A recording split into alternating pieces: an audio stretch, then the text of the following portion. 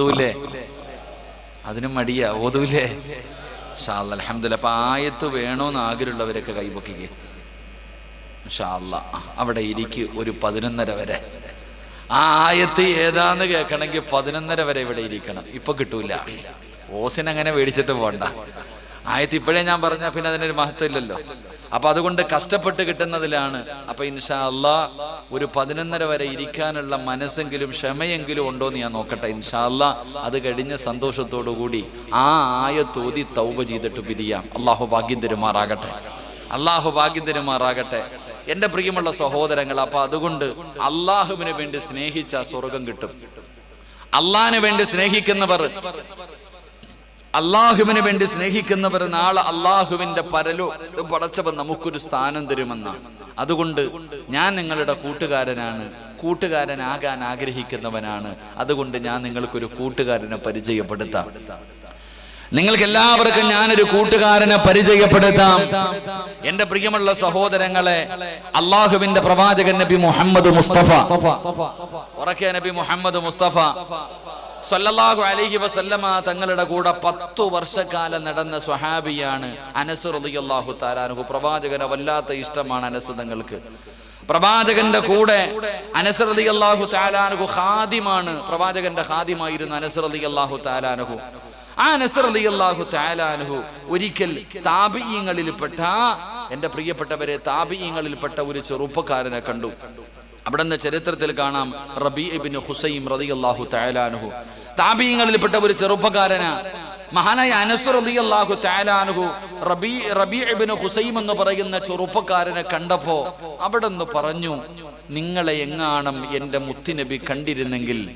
അവിടെ നിന്ന് പറയുന്നു, റബീ ഇബ്നു ഹുസൈം എന്ന് പറയുന്ന യുവത്വത്തിന്റെ നടുവിലൂടെ നടന്നുപോയ ചെറുപ്പക്കാരനായ മഹാനായ റബീ ഇബ്നു ഹുസൈം റളിയല്ലാഹു തആല അൻഹു ആ ചെറുപ്പക്കാരനോട് അല്ലാഹുവിന്റെ പ്രവാചകന്റെ കൂടെ 10 വർഷക്കാലം ജീവിച്ച അല്ലാഹുവിന്റെ പ്രവാചകന്റെ ഖാദിമായിരുന്ന അനസ് റളിയല്ലാഹു തആല അൻഹു പറയുന്നു, റബിയാ,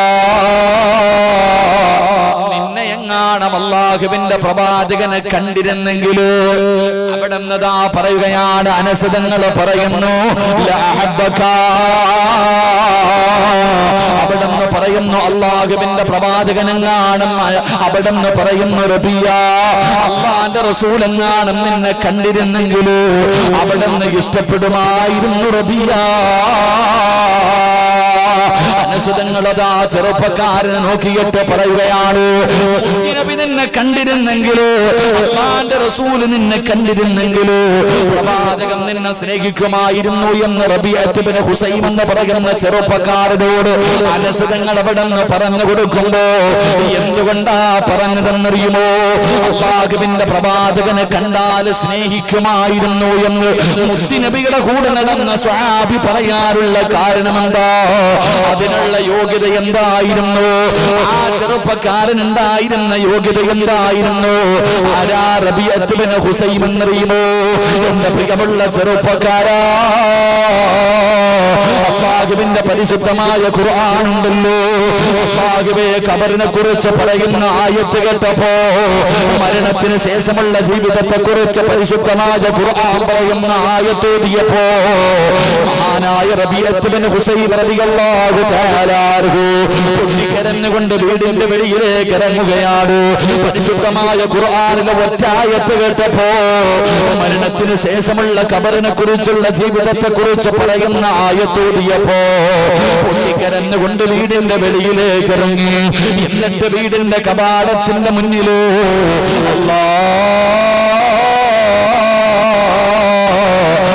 വീടിന്റെ കവാടത്തിന്റെ മുന്നിൽ ഒരു കബറ് കുഴിക്കുകയാ. തന്റെ വീടിന്റെ മുന്നില്, വാതിലിന്റെ മുന്നില് റബീഅത്ത് ഇബ്നു ഹുസൈം എന്ന് പറയുന്ന ചെറുപ്പക്കാരൻ ഒരു കബറ് കുഴിക്കുകയാണ്. കബറിന്റെ പണിയെല്ലാം പൂർത്തിയായി. രാവിലെ വീട്ടിൽ നിന്ന് വെളിയിലേക്ക് ഇറങ്ങിയാൽ സുബ്ഹി നമസ്കാരത്തിന് വേണ്ടി വെളുപ്പാങ്കാലത്ത് റബീഅത്ത് ഇബ്നു ഹുസൈം എഴുന്നേറ്റ് എഴുന്നേറ്റ് വന്നിട്ട് വീടിന്റെ കവാടത്തിന്റെ മുന്നിൽ കുടിച്ചിട്ടിരിക്കുന്ന കബറുണ്ടല്ലോ, തന്റെ വീടിന്റെ കവാടത്തിന്റെ മുന്നിൽ കുടിച്ചിട്ടിരിക്കുന്ന ഇരിക്കുന്ന കബറുണ്ടല്ലോ, ആ കബറിന്റെ അകത്തേക്ക് അവിടുന്ന് ഇറങ്ങുകയാണ്. ഈ യുവത്വത്തിന്റെ നടുവിലൂടെ നടന്നു പോയ ചെറുപ്പക്കാരനുണ്ടല്ലോ, ആ കബറിന്റെ അകത്ത് ഇറങ്ങി അങ്ങോട്ട് മയ്യത്ത് കിടത്തുന്നത് പോലെ കിടക്കുകയാ. എന്നിട്ട് അതിനകത്ത് കിടന്നുകൊണ്ട് പറയുകയാണ്, ഖാല റബ്ബിർജിഊനി, അല്ലാഹുവേ, പള്ളിപ്പറമ്പിലെ കബറിന്റെ അകത്ത് കിടക്കുന്ന കബറാളികളെ പറയുന്നത് പോലെ പള്ളിപ്പറമ്പിലെ കബറിന്റെ അകത്ത് കിടക്കുന്ന കബറാളികൾ അവിടെ കിടന്ന് യാചിക്കുന്നു, അല്ലാഹ് എനിക്കൊരവസരം കൂടെ നൽകിയാൽ, എനിക്കൊരു ചാൻസ് കൂടെ നൽകിയാൽ, പടച്ചവനെ നിസ്കരിക്കാൻ തമ്പുരാനോ, ഖുർആൻ ഓതാൻ തമ്പുരാനോ, ദിക്റുകൾ പറയാൻ തമ്പുരാനോ, സദഖകൾ കൊടുക്കാൻ തമ്പുരാനോ, എനിക്കൊരവസരം താ അല്ലാഹ്. കബറിന്റെ അകത്ത് കിടക്കുന്ന മയ്യത്തുകൾ യാചിക്കുമെന്ന അല്ലാഹുവിന്റെ ഖുർആൻ എവിടെന്ന് പറയുമ്പോ റബീഅത്ത് ബിൻ ഹുസൈം എന്ന് പറയുന്ന ചെറുപ്പക്കാരൻ രാവിലെ എഴുന്നേറ്റിട്ട് വീടിന്റെ മുന്നിൽ കുടിച്ചിട്ടിരിക്കുന്ന കബറിന്റെ അകത്ത് ഇറങ്ങി കിടക്കുകയാണ്. എന്നിട്ട് കരഞ്ഞുകൊണ്ട് പറയുന്നു, അല്ലാഹ് എനിക്കൊരവസരം കൂടെ തന്നാൽ ഞാൻ ഒരുപാട് നന്മകൾ ചെയ്യാമല്ലോ. മയ്യത്തുകൾ കിടന്ന് വിലപിക്കുന്നത് പോലെ കബറിന്റെ അകത്ത് കിടന്ന് വിലപിക്കുകയാണ്. കബറിന്റെ അകത്ത് കിടന്ന് വിളിച്ചു പറയുകയാണ്. അത് കഴിഞ്ഞിട്ട് അവിടുന്ന് കബറിന്റെ അകത്ത് നിന്ന് എഴുന്നേറ്റു അല്ലാഹുവേ ദുനിയാവിലേക്ക് ഇറങ്ങിപ്പോയി. ഒരുപാട് സൽക്കർമ്മങ്ങൾ ചെയ്യുകയാണ്, ഒരുപാട് ഇബാദത്തുകൾ എടുക്കുകയാണ്. അവസാനം വൈകുന്നേരം വീട്ടിലേക്ക് കടന്നു വന്നു. വൈകുന്നേരം വീട്ടിലേക്ക് കടന്നു വന്നു. ആ സമയത്തും വീടിന്റെ അകത്ത് കയറുന്നതിന് മുമ്പ് റബീഅത്ത് ബിൻ ഹുസൈം എന്ന് പറയുന്ന ചെറുപ്പക്കാരൻ വീടിന്റെ മുന്നിൽ കുഴിച്ചിട്ടിരിക്കുന്ന കബറിന്റെ അകത്തേക്ക് ഇറങ്ങുകയാ. എന്നിട്ട് അതിനകത്ത് കിടന്ന് കരയുന്നു, നാഥാ ഒരവസരം കൂടെ താ അല്ലാഹ്, നന്മ ചെയ്യാൻ ഒരവസരം കൂടെ താ അല്ലാഹ്. കബറിന്റെ അകത്ത് കിടന്ന് കരയുകയാണ്. അവസാനം എഴുന്നേറ്റ് വീടിന്റെ അകത്ത് കയറി. പിന്നെ രാത്രി മുഴുവനും ഇബാദത്താണ്.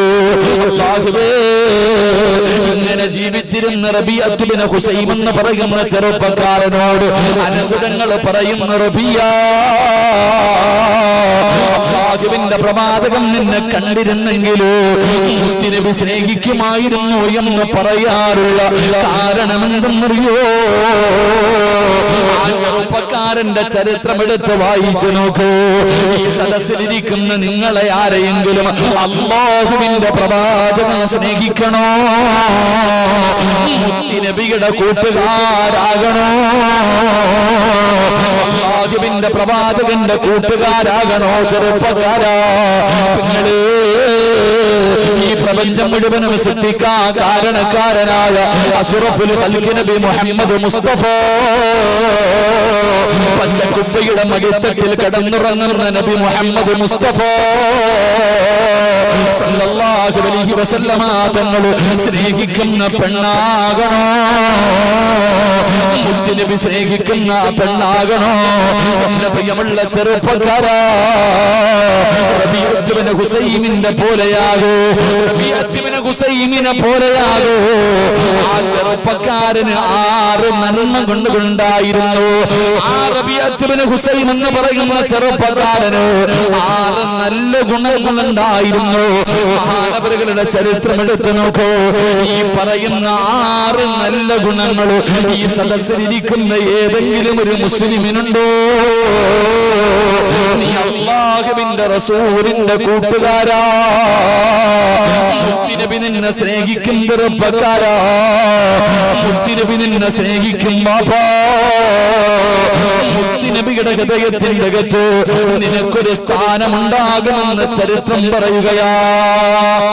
റബീഅത്ത് ബിൻ ഹുസൈം എന്ന് പറയുന്ന താബീങ്ങളിൽപ്പെട്ട ഒരു ചെറുപ്പക്കാരനെ കണ്ടപ്പോ റസൂലുള്ളാഹി സ്വല്ലല്ലാഹു അലൈഹി വസല്ലമ തങ്ങളുടെ കൂടെ ഹാദിമായി നടന്ന അനസ് തങ്ങൾ പറയുകയാ, നിന്നെ എങ്ങാനും പ്രവാചകൻ കണ്ടിരുന്നെങ്കിൽ എന്റെ നബി നിന്നെ സ്നേഹിക്കുമായിരുന്നു, എന്റെ മുത്തുനബി നിന്നെ സ്നേഹിക്കുമായിരുന്നു. കാരണം നിനക്കതിനുള്ള യോഗ്യതയുണ്ട്. നിനക്ക് അതിനുള്ള അർഹതയുണ്ട്. എന്റെ പ്രിയപ്പെട്ടവരെ, അനസ് തങ്ങൾ അങ്ങനെ പറയാനുള്ള കാരണം, ആ റബീഅത്ത് ബിൻ ഹുസൈം എന്ന് പറയുന്ന ചെറുപ്പക്കാരന് 6 നല്ല ഗുണങ്ങൾ ഉണ്ടായിരുന്നു, നമുക്കില്ലാതെ പോയത്. ഈ സദസ്സിലിരിക്കുന്ന നമുക്കില്ലാതെ പോയതും അത് തന്നെയാ.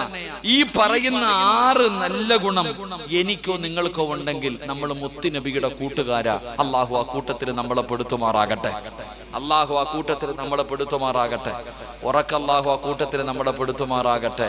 അള്ളാഹുവെ, മുത്തുനബിയെ സ്വപ്നം കാണാൻ, അള്ളാഹുവെ, ഈ ലോകത്ത് നിന്ന് യാത്ര പറയുന്നതിന് മുമ്പ് അഷ്റഫുൽ ഖൽഖായ തങ്ങളെ ഒരു വട്ടമെങ്കിലും ഒന്ന് സ്വപ്നം കാണാൻ ഞങ്ങൾക്ക് നീ ഭാഗ്യം നൽകണേ പടച്ചോനെ.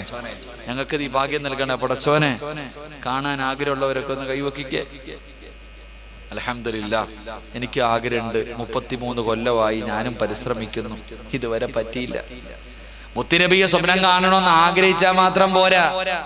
നമ്മളൊക്കെ പറയും മുത്തുനബിയെ വല്ലാത്ത ഇഷ്ടം, റബീഉൽ അവ്വൽ 1 മുതൽ 12 വരെ. ഓ, എന്നാ സ്നേഹമെന്നറിയോ പടച്ചോനെ. മൗലിദ്, മദ്ഹ് എല്ലാം അത് കഴിഞ്ഞ മടക്കി ആണ്ട് നടത്ത, വർഷത്തി 12 ദിവസത്തെ ആണ്ട്. ആ സ്നേഹമല്ല എന്റെ പ്രിയപ്പെട്ടവരെ. നമ്മൾ സ്നേഹിച്ചിട്ട് മുത്തുനബിയെ കാണാൻ ഞാൻ ആലോചിക്കുന്നത്, 33 കൊല്ലം കൊണ്ട് ഞാൻ വഅദ് പറയും, സ്വലാത്ത് പറയും, മദ്ഹ് പറയും, മൗലിദ് ഓതും, എല്ലാം ചെയ്യും.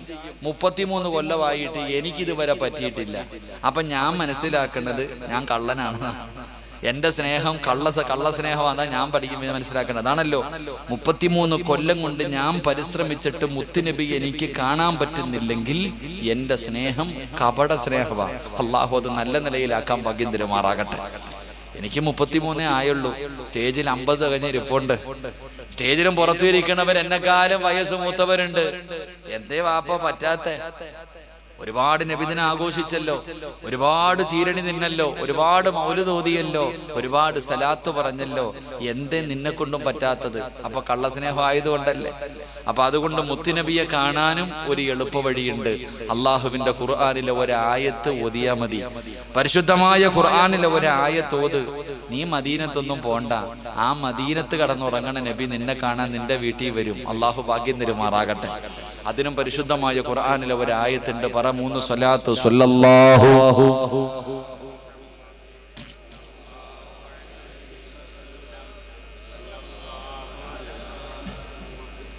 സല്ലല്ലാഹു അലൈഹി വസല്ലം.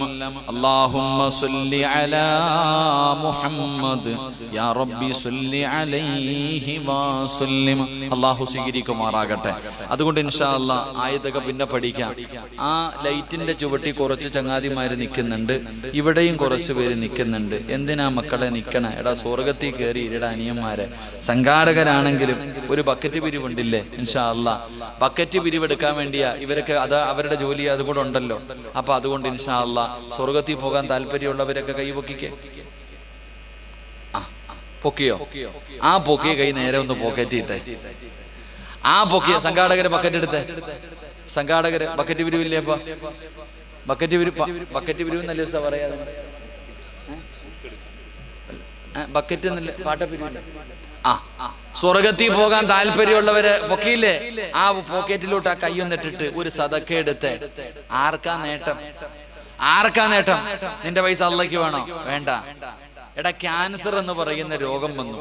മംഗലാപുരത്ത് ഏതെങ്കിലും വലിയ ഹോസ്പിറ്റലിൽ കൊണ്ടുപോയപ്പോ ഡോക്ടർ പറയാ, ഇനി മരുന്നുകളൊന്നുമില്ല, മോളി ഇരിക്കണ ആള് മാത്രമേ ഉള്ളൂ, വീട്ടിൽ കൊണ്ടുപോക്കോളാൻ.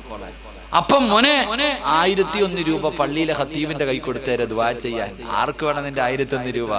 അപ്പഴാ കൊടുക്കണ്ടേ? എടാ, 2 കിഡ്നിക്കും തകർന്നു പോയി. പടച്ചവനെ, മാറ്റിവെക്കാൻ 35-40 ലക്ഷം രൂപ വേണം. 35-40 ലക്ഷം രൂപ വേണം. ആ സമയത്ത് 501 രൂപ പള്ളിക്ക്. അപ്പോഴല്ല മോനെ കൊടുക്കേണ്ടത്, ഇപ്പൊ കൊടുക്ക്. എടാ, നീ നിന്റെ സമ്പാദ്യം മുഴുവനും കൊടുക്കണ്ട. മനസ്സറിഞ്ഞുകൊണ്ട് ഇഖ്ലാസോടുകൂടി ഒരു നല്ല സദക്ക 10 രൂപ എടുത്താൽ മതി. ഇപ്പോ നിന്റെ കയ്യിലുള്ളതിൽ നിന്നൊരു നല്ല സദക്ക എടുത്തിട്ട് അൽഹംദുലില്ലാ, മഹാനായ ശൈഖുനാ ശംസുൽ ഉലമ അല്ലാഹു അവിടുത്തെ ദറജ അല്ലാഹു ഉയർത്തി കൊടുക്കുമാറാകട്ടെ. ആ മഹാനവറുകളുടെ പേരിൽ അൽഹംദുലില്ലാ ബഹുമാനായ മിത്തബ ഉസ്താദ് പറഞ്ഞു തുടങ്ങാൻ എന്റെ പ്രിയപ്പെട്ടവരെ തുടക്കം കുറിച്ചിരിക്കുന്ന ഒരു നല്ല കാര്യത്തിന് വേണ്ടിയാണ്. മനസ്സറിഞ്ഞുകൊണ്ട്. ഞാനല്ല പറഞ്ഞത്, അസ്സദഖത്തു റദ്ദുൽ ബല, സദഖ വിപത്തുകളെ തട്ടിമാറ്റുമെന്ന് ആദരവായ പ്രവാചകൻ നബി മുഹമ്മദ് മുസ്തഫ. മുത്തി നബിയല്ലേ പറഞ്ഞേ? കള്ളം പറയോ? മുത്തി നബി കള്ളം പറയോ? പറഞ്ഞിട്ടില്ല. അതുകൊണ്ട് എന്റെ പ്രിയപ്പെട്ടവരെ, അസ്സദഖത്തു റദ്ദുൽ ബല, ക്യാൻസർ മാറ്റും, ട്യൂമർ മാറ്റും, കിഡ്നി രോഗം മാറ്റും, സ്റ്റോക്ക് മാറ്റും, നിന്റെ സർവ്വ രോഗങ്ങളും മാറ്റാൻ നീ കൊടുക്കുന്ന ഈ ചെറിയ സദഖയ്ക്ക് കഴിയും. അതുകൊണ്ട് എല്ലാവരും അല്ലാഹുവേ, എന്റെ സമ്പാദ്യം മുഴുവനും വിറ്റ് ചികിത്സിച്ച് മരുന്ന് വാങ്ങുന്ന ഒരു രോഗവും മരിക്കുന്ന കാലം വരെ എനിക്ക് തരല്ലേ അല്ലാ എന്ന ഒരു നല്ല നിയത്തോടെ എല്ലാവരും ഒരു നല്ല സദഖ എടുത്ത് ഇൻഷാ അല്ലാഹ്. സംഘാടകരെ ചങ്ങായി പെട്ടെന്ന് ഇൻഷാ അല്ലാഹ് എല്ലാവരും അൽഹംദുലില്ലാ പെട്ടെന്ന് ഇൻഷാ അല്ലാഹ് അൽഹംദുലില്ലാ എല്ലാവരും സ്വല്ലല്ലാഹു അലാ മുഹമ്മദ്.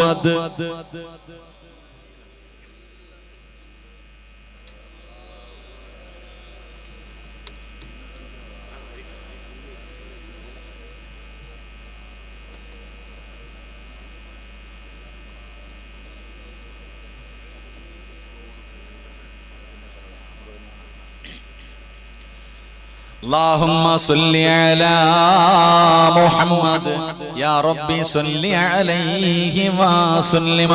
അല്ലാഹുവേ, ആരെല്ലാം മനസ്സറിഞ്ഞുകൊണ്ട് ഒരു നല്ല സദഖ കൊടുക്കുന്നു, മുത്തി നബി പറഞ്ഞ ഹദീസ് കേട്ടിട്ട് കൊടുക്കുന്നവരാണ്.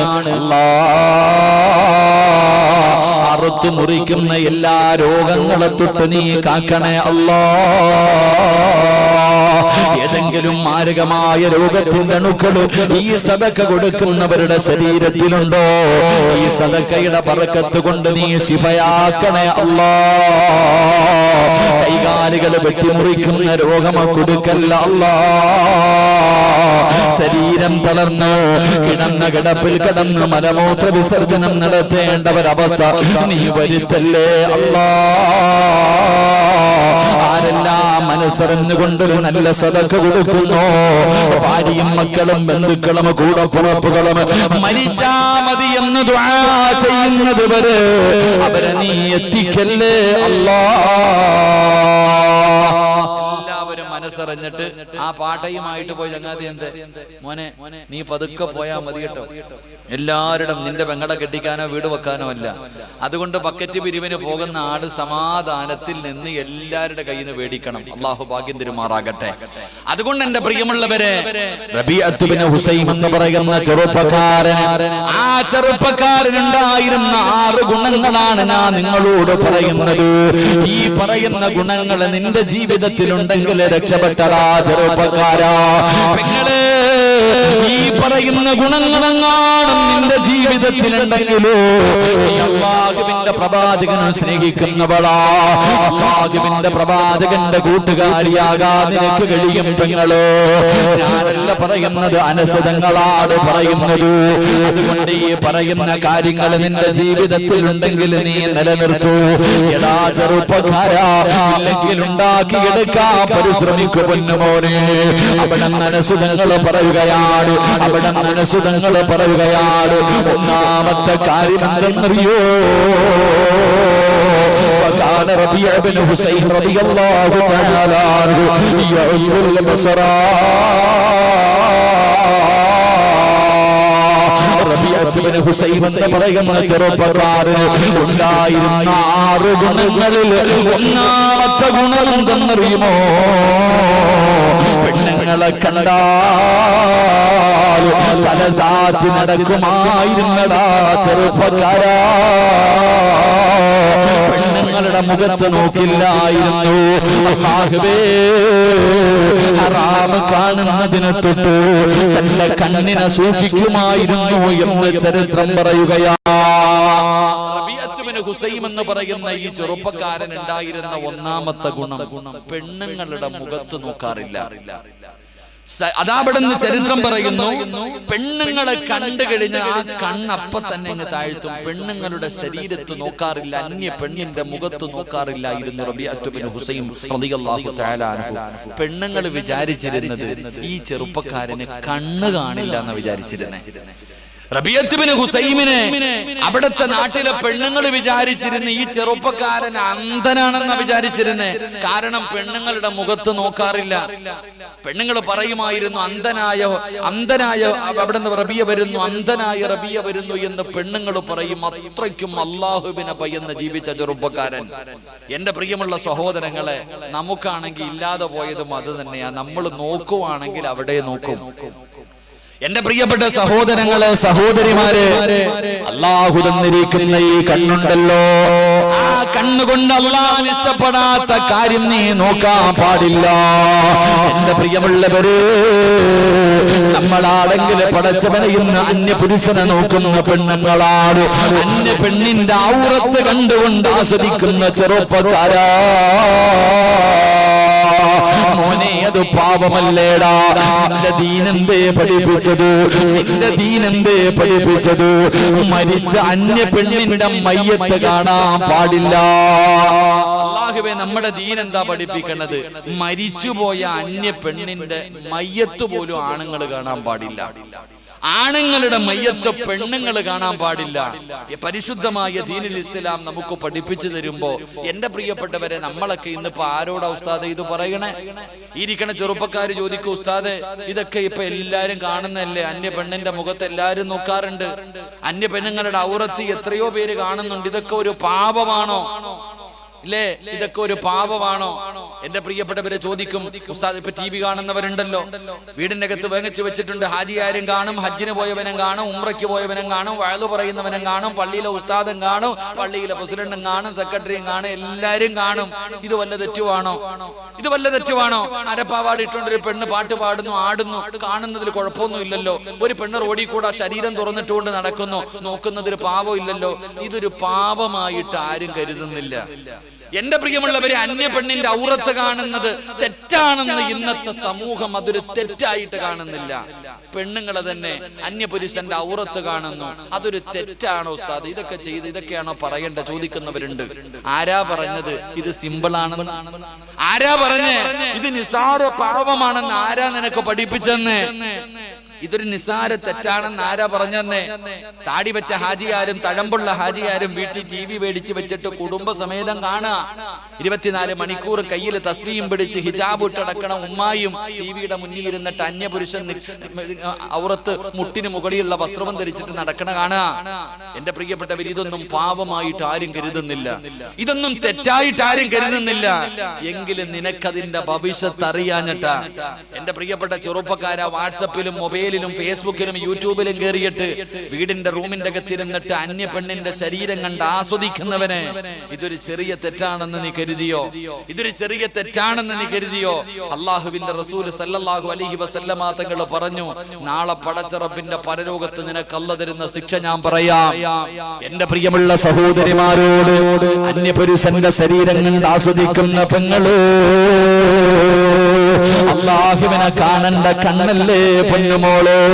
എന്റെ പ്രിയമുള്ള ചെറുപ്പക്കാരാ, ഇതൊരു പാപമല്ല എന്ന് കരുതുന്ന ചെറുപ്പക്കാരാ, അല്ലാഹുവിന്റെ പരിശുദ്ധമായ കഅബാലയമുണ്ടല്ലോ, അല്ലാഹുവിന്റെ പരിശുദ്ധമായ കഅബാലയമുണ്ടല്ലോ. അന്യ പെണ്ണുങ്ങളുടെ ശരീരം കാണുന്ന ചെറുപ്പക്കാരോട്, അന്യ പുരുഷന്റെ ശരീരം കാണുന്ന പെണ്ണന്മാരോട് ഇത് പാപമല്ല എന്ന് കരുതിയിട്ട് നടക്കുന്നവരോട് നിങ്ങൾക്ക് ഞാനൊരു ചരിത്രം പറയാ. അല്ലാഹുവിന്റെ പരിശുദ്ധമായ കഅബാലയത്തിന്റെ മുറ്റത്തുകൂടെ അതാ ഒരു മഹാനിങ്ങനെ തവാഫ് ചെയ്യുകയാണ്. കഅബാലയത്തിന്റെ ചുറ്റുഭാഗത്ത് ഇങ്ങനെ തവാഫ് ചെയ്തുകൊണ്ടിരിക്കുമ്പോ ഒരു ചെറുപ്പക്കാരൻ കഅബാലയത്തിന്റെ കില്ല പിടിച്ചിട്ട് കരയുകയാ. അല്ലാഹുവിന്റെ പരിശുദ്ധമായ കഅബാലയത്തിന്റെ കില്ല പിടിച്ചിട്ട് ഒരു ചെറുപ്പക്കാരൻ അവിടെ നിന്ന് പൊട്ടിക്കരന്നുകൊണ്ട് ദുആ ചെയ്യുകയാണ്. മഹാനായ മഹാനവറുകൾ അവിടെ നിന്ന് നോക്കുമ്പോ എന്താണ് ഈ ചെറുപ്പക്കാരൻ വിളിച്ചു പറയുന്നതെന്നറിയുമോ? അല്ലാഹുമ്മ ഖ്രിജ്നീ മിൻ മിൻ ഹാദിഹി ദുനിയാ മുസ്ലിമാ. പരിശുദ്ധമായ കഅബാലയത്തിന്റെ കില്ല പിടിച്ചുകൊണ്ട് പൊട്ടിക്കരഞ്ഞുകൊണ്ട് ആ ചെറുപ്പക്കാരൻ ദുആ ചെയ്യുന്നു, അല്ലാഹ് ഈ ലോകത്ത് നിന്ന് യാത്ര പറയുമ്പോ എന്നെ ഒരു മുസ്ലിമാക്കി മരിപ്പിക്കണേ അല്ലാഹ്. എന്നിട്ട് കരഞ്ഞുകൊണ്ട് പറയുന്നു, നാഥാ എന്റെ സഹോദരങ്ങളുടെ ഗതി എനിക്ക് വരുത്തല്ലേ റബ്ബേ. പരിശുദ്ധമായ കഅബാലയത്തിന്റെ കില്ല പിടിച്ചിട്ട് പൊട്ടിക്കരഞ്ഞുകൊണ്ട് ദുആ ചെയ്യുകയാണ്. എന്താണ് പറയുന്നത്? അല്ലാഹുവേ ഈ ലോകത്ത് നിന്ന് യാത്ര പറയുമ്പോ എന്നെ മുസ്ലിമാക്കി മരിപ്പിക്കണേ തമ്പുരാന്. എന്റെ സഹോദരങ്ങളുടെ ഗതി എനിക്ക് വരുത്തരുത്, എന്റെ കൂടപ്പുറപ്പിന്റെ അവസ്ഥ എനിക്ക് വരുത്തരുത്. പൊട്ടിക്കരഞ്ഞുകൊണ്ട് ദുആ ചെയ്യുന്നത് കാണുമ്പോ ഈ മഹാൻ അവിടെന്ന് ചോദിക്കുന്നു, മോനെ നീ എന്തിനാ ഇങ്ങനെ ദുആ ചെയ്യുന്നത്? എന്താണ് നിന്റെ സഹോദരങ്ങൾക്ക് സംഭവിച്ചത്? അവിടെ നിന്ന് ചോദിക്കുകയാണ്, എന്തിനാണ് നീ ഇങ്ങനെ ദുആ ചെയ്യുന്നത്? നിന്റെ സഹോദരങ്ങൾക്ക് എന്താണ് സംഭവിച്ചത്? ആ സമയത്ത് പൊട്ടിക്കരഞ്ഞുകൊണ്ട് പറയുന്നു, തങ്ങളെ എനിക്ക് 2 സഹോദരങ്ങൾ ഉണ്ടായിരുന്നു. എനിക്ക് 2 സഹോദരങ്ങൾ ഉണ്ടായിരുന്നു. എന്റെ മൂത്ത ജ്യേഷ്ഠന്റെ ജോലി എന്തായിരുന്നെന്നറിയോ? മൂത്ത സഹോദരന്റെ ജോലി എന്തായിരുന്നെന്നറിയോ? അല്ലാഹുവിന്റെ പള്ളിയിൽ 5 നേരം ഹയ്യ അലസ്സലാഹ് ഹയ്യ അലൽ ഫലാഹ്. അല്ലാഹുവിന്റെ പള്ളിയിൽ 5 നേരം ബാങ്ക് വിളിക്കുന്ന മുഅദ്ദിനായിരുന്നു. അല്ലാഹുവിന്റെ പള്ളിയിൽ ബാങ്ക് വിളിക്കുന്ന മുഅദ്ദിനായിരുന്നു. എത്ര കൊല്ലമാ ബാങ്ക് വിളിച്ചതെന്നറിയുവോടാ ചെറുപ്പക്കാരാ? അല്ലാഹുവിന്റെ പള്ളിയിൽ ബാങ്ക് വിളിക്കുന്നതിന്റെ പ്രതിഫലം നിനക്കറിയുമോ? പടച്ചവനെ, ആ ചെറുപ്പക്കാരൻ പറയുന്നു, എന്റെ ജ്യേഷ്ഠൻ അല്ലാഹുവിന്റെ പള്ളിയില് 40 കൊല്ലമാ ബാങ്ക് വിളിച്ചത്. 40 വർഷക്കാലം അല്ലാഹുവിന്റെ പള്ളിയിൽ ഹയ്യ അലസ്സലാഹ് ഹയ്യ അലൽ ഫലാഹ്. അല്ലാഹുവിന്റെ പള്ളിയിൽ 40 കൊല്ലം ബാങ്ക് വിളിച്ച മനുഷ്യരാ. എന്തൊരു പ്രതിഫലമാ സഹോദരാ. ഇന്ന് ബഅദിന് വരുന്നതിന് മുമ്പ് ഇവിടെ ഞാനൊരു പാവപ്പെട്ട ഉപ്പാനെ കാണാൻ പോയി. 40 കൊല്ലം അല്ലാഹുവിന്റെ പള്ളിയിൽ ബാങ്ക് വിളിച്ച മനുഷ്യനാ. റബ്ബേ ആഫിയത്ത് കൊടുക്കണേ അല്ലാഹ്, ദീർഘായുസ് കൊടുക്കണേ അല്ലാഹ്. എല്ലും തോലുമായിട്ട് വീടിന്റെ അകത്ത് കിടക്കുന്നുണ്ട്. കാണാ പോയപ്പോഴും പടച്ചവനെ കയ്യിൽ പിടിച്ചിട്ട് പറഞ്ഞു, ഉസ്താദേ ദുആ ചെയ്യണോ? സഹോദരാ, എത്ര വലിയ ഭാഗ്യവാനെന്നറിയുമോ? അല്ലാഹുവിന്റെ പള്ളിയിൽ ബാങ്ക് വിളിക്കുന്ന മനുഷ്യന് അല്ലാഹു തരുന്ന പ്രതിഫലം എന്തെന്നറിയോ? ആ ബാങ്ക് വിളിക്കുന്നതിന്റെ പ്രതിഫലം അറിഞ്ഞിരുന്നെങ്കിലോ പള്ളിയുടെ പ്രസിഡന്റ് ആകാൻ മത്സരിക്കില്ല, പള്ളിയുടെ സെക്രട്ടറി ആകാൻ മത്സരിക്കില്ലോ, പള്ളിയുടെ ഖതീബാകാൻ നടക്കില്ലോ. ബാങ്ക് വിളിക്കുന്നതിന്റെ പ്രതിഫലം അറിഞ്ഞിരുന്നെങ്കിലോ അല്ലാഹുവിന്റെ പള്ളിയിൽ ബാങ്ക് വിളിക്കാൻ മത്സരിക്കുമായിരുന്നു ചെറുപ്പക്കാരാ. കാരണം മുത്തുനബി പറഞ്ഞതെന്തെന്നറിയുമോ? സഹാബാ, നാളെ പടച്ചറപ്പിന്റെ പരലോകത്തേക്ക് ജനങ്ങളെ കടന്നു വരുമ്പോ 2 വിഭാഗത്തിന്റെ തല ഉയർന്നു നിൽക്കുമോ സഹാബാ. 40 കൊല്ലം ബാങ്ക് വിളിച്ച ഒരു ഹാജിയാരെ ഞാൻ കണ്ടു. അദ്ദേഹത്തിന്റെ പേരെന്താ അറിയോ? എന്താ? അൽഹംദുലില്ലാഹ്, അല്ലാഹു അദ്ദേഹത്തിന് ആഫിയത്തും ദീർഘായുസ്സും കൊടുത്ത് അനുഗ്രഹിക്കുമാറാകട്ടെ.